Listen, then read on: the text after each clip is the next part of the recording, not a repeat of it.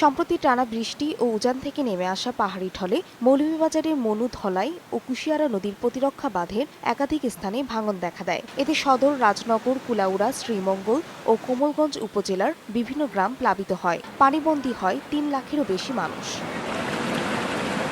কিন্তু বন্যার পানি কমলেও কমেনি দুর্গতদের দুর্ভোগ। স্রোতের তোড়ে ভাসিয়ে নিয়ে গেছে হাজারো পরিবারের ঘরবাড়ি। সব হারিয়ে খোলা আকাশের নিচে মানবেতর জীবনযাপন করছেন ক্ষতিগ্রস্তরা।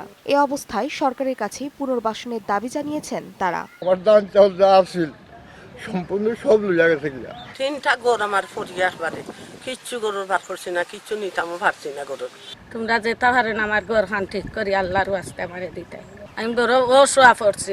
যদি কেউ সহযোগিতার হাত বাড়াইতো, আমরা ভাই হলে চাইতো, তো মনে করেন হয়তো আমরা গড় দরদা হইতে পারতাম। অবশ্য ক্ষতিগ্রস্তদের তালিকা তৈরি করে দ্রুত পুনর্বাসনের কাজ শুরু করা হবে বলে জানিয়েছেন ত্রাণ কর্মকর্তা। উপজেলা পর্যায়ে উপজেলা বিতরণ কাজ চলছে, যারা আংশিক এবং সম্পূর্ণ ঘরবাড়ি ক্ষতিগ্রস্ত হয়েছে তালিকাভুক্তর মধ্যে, কিন্তু সমুদায় আসলে কি পরিমাণ ক্ষতি হয়েছে সেটা এখনো নিরূপণ করা অ্যাকুরেট করা হয় না। জেলা ত্রাণ ও পুনর্বাসন বিভাগের দেওয়া তথ্য মতে বন্যায় ক্ষতিগ্রস্তদের গৃহ নির্মাণের জন্য 1062 বান্ডিল টিন ও নগদ 31,86,000 টাকা বরাদ্দ পাওয়া গেছে।